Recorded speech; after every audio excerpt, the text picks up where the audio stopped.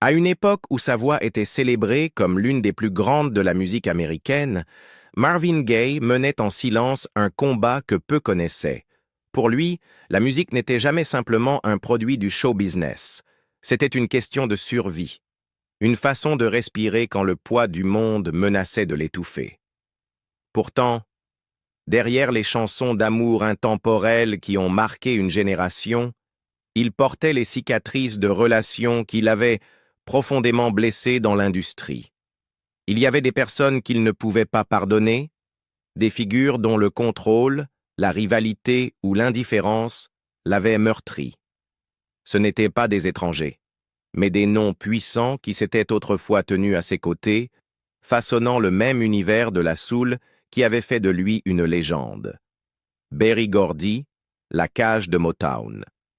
Dans les années 1960, Motown était bien plus qu'une simple maison de disques. C'était un empire. Et au sommet de cet empire se tenait Berry Gordy, un homme dont l'instinct pour les affaires et le talent avaient transformé Détroit en cœur battant de la musique noire américaine. Marvin Gaye était l'une des étoiles les plus brillantes de Gordy. Beau, doué et polyvalent, il savait chanter des chansons d'amour qui faisaient hurler les foules de femmes. Gordy savait exactement comment le vendre, et dans ses premières années, Marvin jouait le jeu. Mais derrière les costumes sur mesure et le sourire charmeur, la frustration grandissait. La méthode de Gordy était stricte. Tout, du choix des singles à la manière dont un artiste devait se tenir sur scène, était décidé par Motown. Pour Gordy, Marvin était un produit, une figure lisse destinée à vendre romance et fantaisie. Pendant des années, Marvin se plia à ces règles, enregistrant des chansons comme How Sweet It Is to Be Loved by You et Ain't That Peculiar, devenant un nom familier. Mais à l'intérieur, il était agité. Sa proche collaboratrice et chère amie Tammy Terrell s'effondra dans ses bras sur scène en 1967 et mourut plus tard après une longue maladie en 1970. Cette perte brisa quelque chose en lui. Au même moment, son frère Frankie revint du Vietnam brisé par le traumatisme. Marvin avait l'impression que le monde s'effondrait. Guerre, brutalité policière, pauvreté dans les communautés noires. Et pourtant, rien de cette réalité ne transparaissait dans la musique que Motown l'autorisait à chanter. Lorsqu'il commença à travailler en 1970 sur ce qui allait devenir What's Going On, Marvin tenta enfin de mettre sa vérité en musique. Mais quand il présenta le titre à Gordy, la réaction fut glaciale. Gordy le rejeta d'emblée, disant « Ce n'est pas du matériel à succès. Personne ne veut de chansons de protestation. » Pour Marvin, ce n'était pas seulement un refus, c'était une trahison. Il décrivit plus tard la sensation d'être piégé dans une prison étincelante. La gloire était là, les disques d'or étaient là, mais sa voix était réduite au silence. Cet hiver-là, à Détroit, Marvin resta seul dans sa voiture devant le siège de Motown, griffonnant des paroles dans un carnet. Il n'écrivait pas pour grimper dans les classements. Il écrivait pour son frère, pour les enfants battus dans les rues, pour lui-même. « Father, Father, we don't need to escalate », nota-t-il, des lignes qui jaillirent comme une prière. Il jura qu'il n'enregistrerait plus jamais pour Motown si Gordy refusait de sortir ce morceau. C'était une prise de position audacieuse, un artiste noir osant défier le magnate de la musique noire le plus puissant de l'époque. Finalement, Motown céda. What's Going On sortit au début de 1971 et devint le single le plus vendu de la carrière de Marvin, suivi d'un album qui révolutionna la soul. Marvin avait gagné la bataille, mais la victoire laissa une cicatrice. Gordy ne lui pardonna jamais d'avoir brisé le moule. À partir de ce moment, leur relation devint une guerre silencieuse. Poignées de main devant les caméras, sourire lors des événements, mais rien de réel en dessous. Marvin déclara un jour à propos de Gordy, « Travailler avec lui, c'était comme vivre dans un rêve que quelqu'un d'autre avait écrit pour vous. » La blessure allait plus loin que les affaires. Pour Marvin, Gordy incarnait une vérité douloureuse, que même au sein de sa propre communauté, ceux qui détenaient le pouvoir pouvaient réduire au silence les voix qui criaient pour la liberté. Diana Ross, le duo qui n'a jamais eu lieu. Au début des années 1970, Motown possédait un autre joyau, Diana Ross. Elle était la superstar glamour, un symbole de perfection soigneusement façonné par Berry Gordy lui-même. Chaque geste, chaque note, chaque respiration était chorégraphiée pour maintenir son image d'intouchable. Quand Gordy imagina l'associer à Marvin Gaye, il y vit un projet de rêve, deux des plus grandes stars de Motown enregistrant ensemble, fusionnant leurs voix en quelque chose d'inoubliable. La réalité, cependant, fut bien plus glaciale. Les sessions pour l'album Diana and Marvin en 1973 furent tendues dès le départ. Les ingénieurs se souvinrent plus tard que l'atmosphère dans le studio de Los Angeles ressemblait davantage à une salle d'hôpital qu'à un espace de créativité. Diana se tenait droite, le casque serré sur la tête, fixant droit devant elle. Marvin était affalé dans un coin, cigarette à la main, les yeux mi-clos. Entre eux, une vitre épaisse. Ils ne se regardaient pas, ne respiraient pas le même air. Techniquement, leurs voix s'accordaient. Émotionnellement, elles restaient à des mondes de distance. Diana exigeait le contrôle. Chaque ligne devait être polie, chaque note alignée avec son sens strict du professionnalisme. Marvin, au contraire, avait été transformé par « What's going on ». Il ne croyait plus aux formules. Certains jours, il arrivait avec des heures de retard. D'autres, il ne venait pas du tout. Quand il se présentait, il chantait avec une spontanéité brute, refusant souvent de refaire une prise. Pour Diana, c'était le chaos. Pour Marvin, c'était l'authenticité. Ils ne se disputaient pas ouvertement, mais la tension transparaissait dans chaque soupir, chaque silence. Le plus souvent, l'un enregistrait après que l'autre avait déjà quitté les lieux. Les rumeurs circulaient vite dans le studio. Des assistants chuchotaient « Ils ne s'aiment pas ». Mais la vérité était plus complexe. Marvin avoua un jour qu'il se sentait étouffé en sa présence, comme s'il ne pouvait pas être lui-même. Chaque fois que Diana demandait une nouvelle prise, il sortait en silence plutôt que de se battre. Elle, de son côté, gardait son calme, ne parlant jamais publiquement des sessions. Mais ceux qui écoutaient attentivement sa voix sur l'album remarquaient une subtile sécheresse, contrôlée, professionnelle, mais fatiguée. Malgré ces sessions glaciales, Diana and Marvin sortit fin 1973. Pour le public, ce fut un triomphe. Des chansons comme « You're a Special Part of Me » et « My Mistake Was to Love You » devinrent populaires, tournant en boucle à la radio. Les fans pensaient entendre deux légendes partager leur cœur. Mais ceux qui avaient été dans la salle savaient la vérité. L'album était une fabrication. Deux mondes séparés réunis artificiellement par la magie du studio. Marvin confia plus tard « J'ai toujours senti que je n'avais pas de place dans cette pièce, pas à cause de Diana, mais à cause de ce que l'album devait être. » Le label les avait forcés dans l'image d'un couple parfait, un rêve Motown qui n'avait jamais existé. Diana, comme toujours, passa à autre chose sans commentaire, maintenant son image immaculée. Mais pour Marvin, l'expérience laissa une nouvelle cicatrice. Il comprit que parfois, même les étoiles les plus brillantes ne peuvent briller ensemble. Leurs lumières ne se fusionnent pas. Elles se heurtent, ne laissant que des ombres. Le duo fut un succès commercial mais une illusion artistique. Pour Marvin, il devint le rappel que toutes les collaborations ne sont pas destinées à exister et que parfois, les plus belles affiches cachent les silences les plus profonds. David Ruffin, le rival qui ne partageait jamais le micro, la Motown Revue du milieu des années 1960 était une vitrine des plus grandes stars de Motown, un spectacle itinérant qui faisait voyager la soul à travers l'Amérique. Sur ces scènes, Marvin Gaye et David Ruffin se retrouvaient souvent côte à côte. Au départ, cela paraissait naturel.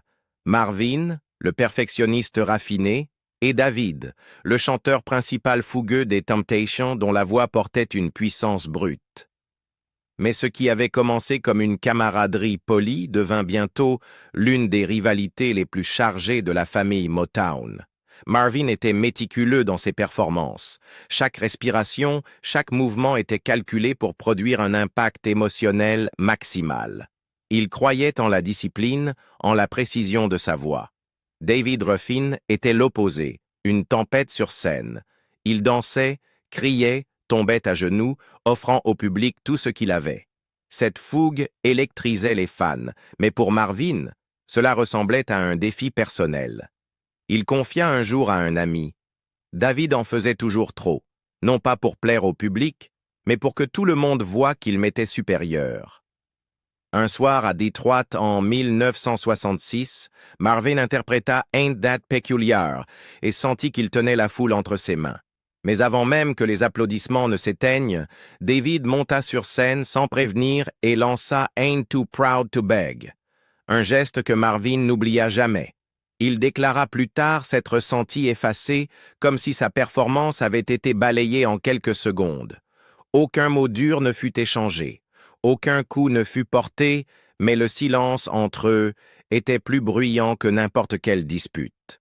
Leur rivalité s'intensifia alors que chacun cherchait la reconnaissance. Motown était un champ de bataille où seules quelques voix pouvaient dominer. Smokey Robinson incarnait la romance. Levi Stubbs, l'intensité. Mais Marvin et David étaient ceux que l'on comparait sans cesse. Qui était le véritable premier rôle de la soul? Le label les plaçait souvent dans les mêmes spectacles et projets, alimentant la compétition. En coulisses, les techniciens remarquaient que l'air se glaçait chaque fois qu'ils se retrouvaient proches l'un de l'autre. Aucun ne lançait d'insultes directes, mais aucune chaleur ne passait entre eux. En 1970, les tensions éclatèrent lors d'une répétition télévisée.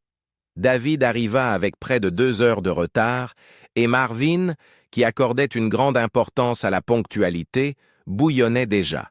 Quand David entra enfin, Marvin lança sarcastiquement. « Quoi, tu veux faire un solo maintenant ?»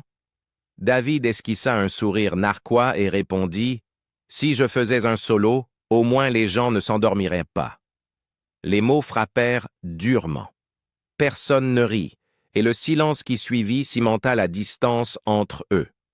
Dès ce jour, ils ne partagèrent plus jamais une table, ni une loge, et n'échangèrent jamais plus que le strict nécessaire. Pourtant, sous la rivalité se cachait une douloureuse ressemblance. Tous deux avaient grandi dans la pauvreté, portaient les blessures du racisme et des difficultés, et chantaient non pas seulement pour divertir, mais pour survivre. Marvin admit plus tard « Je ne me bats pas contre David. Je me bats contre ce monde. » Et David confia un jour qu'il craignait d'être oublié, réduit au souvenir de être le gars qui a chanté My Girl. Ils se ressemblaient dans leur faim et leur douleur, et c'est peut-être pourquoi ils ne purent jamais s'accepter pleinement. Quand David Ruffin mourut en 1991, Marvin ne pleura pas publiquement, mais ceux qui l'entouraient se souvinrent du silence qui suivit et de la manière dont il murmura un jour. Il chantait avec tout ce qu'il avait. Parfois, c'est ce qui fait que les gens partent trop tôt. Ce n'était pas un pardon, ni même une réconciliation. C'était une reconnaissance, d'une âme blessée à une autre. Norman Whitfield, le producteur qui a tenté de le contrôler. À la fin des années 1960, Norman Whitfield était l'un des producteurs les plus puissants de Motown. Il avait transformé les Temptations d'un groupe vocal romantique en une voix d'une nouvelle réalité plus dure, avec des titres comme Cloud9, Ball of Confusion et l'immense Papa Was a Rolling Stone. Il croyait en l'innovation, en poussant la soul vers des paysages psychédéliques, en superposant des lignes de basse et en expérimentant avec la distorsion. Pour beaucoup, c'était un génie. Mais pour Marvin Gaye, Whitfield représentait tout ce qu'il détestait dans le studio. Les formules, les leçons et le contrôle. Leur relation fut tendue dès le départ. Whitfield était connu pour entrer en studio avec un plan, dictant comment les chansons devaient être structurées, où placer les refrains, et combien de temps un morceau devait durer pour satisfaire les radios. Marvin résistait. Il voulait la liberté, pas les classements. Il voulait chanter comme s'il priait, comme si le micro était son confessionnal. Whitfield ne supportait pas ce qu'il voyait comme du chaos. Pour lui, les instincts de Marvin étaient risqués, indisciplinés. Pour Marvin, les méthodes de Whitfield étaient étouffantes. Au début de 1970, ils s'affrontèrent ouvertement. Whitfield fit écouter à Marvin une démo, affirmant que ce serait son prochain grand succès. Un titre influencé par le rock, avec des rythmes superposés et une ligne hypnotique. Marvin écouta calmement, les bras croisés. Quand cela se termina, il dit simplement « Je n'y vois rien, pas d'âme ». Pour Whitfield, qui se targuait de créer des chefs-d'œuvre, la remarque fut dévastatrice. Il répliqua violemment, accusant Marvin de saboter l'avenir de Motown. Marvin, calme mais ferme, répondit « Je n'ai besoin de personne pour me tracer la route, je trace la mienne ». Dès lors, ils se parlèrent rarement directement. La communication passait par des intermédiaires, des enregistrements inachevés et un mépris mutuel. Marvin avait l'impression d'être traité comme un enfant. Whitfield pensait que Marvin était aveuglé par l'idéalisme. Leur vision créative était irréconciliable. L'un voulait moderniser Motown par le son, l'autre voulait l'humaniser par les mots. Marvin écrivait déjà ce qui allait devenir « What's Going On », un projet que Whitfield ne pouvait comprendre. En entendant les premières démos, il dit à Marvin « Tu chantes comme si tu priais ». La réponse de Marvin fut simple « Parce que je prie ». Le conflit n'était pas une haine personnelle, mais une guerre philosophique. Whitfield voulait des tubes. Marvin voulait la vérité. Pour Whitfield, les chansons de protestation risquaient de détourner le public. Pour Marvin, éviter la vérité, c'était se trahir. Quand What's Going On sortit enfin en 1971, son succès donna raison à Marvin. L'album bouleversa les attentes et redéfinit la soul pour toujours. Whitfield, bien que silencieux en public, se sentit, dit-on, humilié. Pour la première fois, un autre artiste Motown avait dépassé ses innovations, non par des effets sonores ou de nouveaux grooves, mais par une honnêteté brute. Des années plus tard, lors d'une petite réception à Hollywood, les deux hommes se croisèrent. Ils n'échangèrent pas d'insultes. Après quelques verres, Marvin se tourna vers Whitfield et dit « Je ne te déteste pas. J'aurais juste aimé que tu m'écoutes une fois au lieu de t'écouter seulement toi-même. » Whitfield rit amèrement et répondit « Je ne voulais pas te voir te consumer dans ce qu'on appelle la liberté. Le monde ne pardonne pas aux artistes. » Marvin, las, murmura en retour « Il ne pardonne pas non plus à ceux qui renient leur propre âme. » Leurs chemins divergèrent définitivement. Whitfield continua à produire des œuvres techniquement brillantes, mais il ne créa jamais de « What's Going On ». Marvin trébucha, brilla, souffrit, mais resta authentiquement lui-même. La musique du monde avait besoin des deux. Pourtant, ces deux hommes ne purent jamais partager le même espace. Quincy Jones, la collaboration qui n'a jamais eu lieu. Au début des années 1980, Marvin Gaye était une légende établie. Il avait survécu à ses batailles avec Motown, créé des chefs-d'œuvre comme What's Going On et Let's Get It On, et même transformé le chagrin en art avec Here, My Dear. Pourtant, il restait inquiet, aux prises avec ses démons personnels, des problèmes fiscaux et un exil des États-Unis. Au même moment, Quincy Jones atteignait des sommets que peu de producteurs avaient connus. Il avait façonné Off the Wall de Michael Jackson et préparait le projet qui deviendrait Thriller, l'album le plus vendu de tous les temps. À cet instant, leurs chemins faillirent de se croiser. Une rencontre fut organisée à Los Angeles. Quincy, qui admirait depuis longtemps le génie de Marvin, proposa une collaboration. Il imaginait un album qui combinerait la soul brute de Marvin avec les arrangements méticuleux de Quincy. Cordes luxuriantes, percussions teintées de jazz, harmonie précise et production soignée. Pour Quincy, c'était une association de rêve. Pour Marvin, c'était tout autre chose, Ceux qui étaient présents se souvinrent de l'étrangeté de l'échange. Quincy parlait avec enthousiasme, exposant ses plans, souriant, essayant de convaincre Marvin. Marvin écoutait en silence, hochant parfois la tête, mais le regard lointain. Quand Quincy termina enfin sa proposition, Marvin se leva lentement, lui serra la main poliment et partit sans un mot de refus. La salle resta stupéfaite. Pas d'explication, pas de dispute, seulement la fermeture douce d'une porte. Pourquoi Marvin est-il parti? Pour les observateurs, cela semblait insensé. Quincy Jones était le producteur du moment, l'homme qui pouvait garantir succès, reconnaissance et peut-être même sauver Marvin de ses problèmes personnels. Mais Marvin avait ses raisons. Il confia plus tard à un proche « Quincy est un génie, mais trop de couches, trop parfait. Je ne crois pas en la perfection. Je crois au chaos, aux choses qui doivent être chantées avant même d'être écrites. » Marvin ne voulait pas être dompté.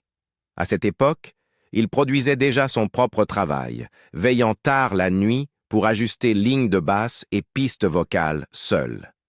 Quincy était un architecte, un bâtisseur de sons. Marvin était un vagabond, chantant comme si chaque souffle était le dernier. Leur philosophie était trop éloignée. Quincy voulait structure, horaire, discipline. Marvin avait besoin d'ambiguïté, de liberté, d'imprévisibilité. Quincy admit plus tard, dans une interview en 1989, « Je voulais Marvin, mais Marvin ne voulait pas de producteur. Il était le producteur. Je ne pouvais pas suivre son chaos. » Ce n'était pas de l'amertume, mais la reconnaissance que certains artistes ne peuvent être façonnés par d'autres. Marvin n'avait pas peur de Quincy. Il le respectait profondément, mais il refusait de risquer de se perdre. Pour les fans, cette collaboration manquée devint un « et si » obsédant. Et si la voix de Marvin avait été guidée vers le monde poli de la pop de l'ère thriller? Aurait-il atteint des sommets encore plus grands ou aurait-il été affaibli par le vernis? Nous ne le saurons jamais. Il ne resta qu'une brève rencontre, une poignée de mains polies et le silence. Lorsque Marvin fut tué en 1984, Quincy Jones envoya une gerbe de fleurs blanches aux funérailles. Il n'y joignit qu'un court mot. Il n'y avait rien de mal dans la façon dont tu entendais le monde. C'était tout. Pas d'album commun, pas de démo, pas d'histoires en coulisses, juste le souvenir d'un moment où deux des plus grands musiciens noirs se retrouvèrent dans la même pièce et choisirent des chemins différents. Un héritage bâti sur le refus. En retraçant la carrière de Marvin Gaye, les noms qu'il n'a jamais pu embrasser n'étaient pas seulement des rivaux ou des collègues, ils étaient les symboles de la tension constante entre survie et liberté dans l'industrie musicale. Berry Gordy représentait le système qui exigeait le silence lorsqu'il voulait parler. Diana Ross symbolisait la perfection étouffante qui ne laissait aucune place à la spontanéité. David Ruffin incarnait la rivalité fabriquée par l'industrie elle-même, obligeant les artistes noirs à se concurrencer alors qu'ils auraient pu être alliés. Norman Whitfield révélait l'affrontement entre l'ambition technique et l'émotion brute. Et Quincy Jones montrait l'impossibilité de concilier deux philosophies opposées de l'art, l'une bâtie sur la structure, l'autre sur le chaos. Aucun de ces conflits n'était de la jalousie mesquine, il concernait l'identité. Marvin voulait chanter en tant qu'être humain entier, pas comme un produit ou une image. Dans ce combat, il s'aliéna certaines des figures les plus puissantes et respectées de son temps. Pour les autres, cela paraissait de l'arrogance. Mais pour Marvin, c'était une question de survie. Il disait un jour « Je ne pouvais plus faire semblant. La musique était la seule manière de respirer. » Tragiquement, sa vie prit fin violemment en 1984, un jour avant son 45e anniversaire. Mais les choix qu'il fit, les refus, les silences, la défiance, laissèrent derrière eux une œuvre qui résonne encore. What's Going On reste l'un des albums les plus importants de la musique américaine, non seulement par son son, mais parce qu'il osa dire non aux formules, non aux compromis, non aux silences.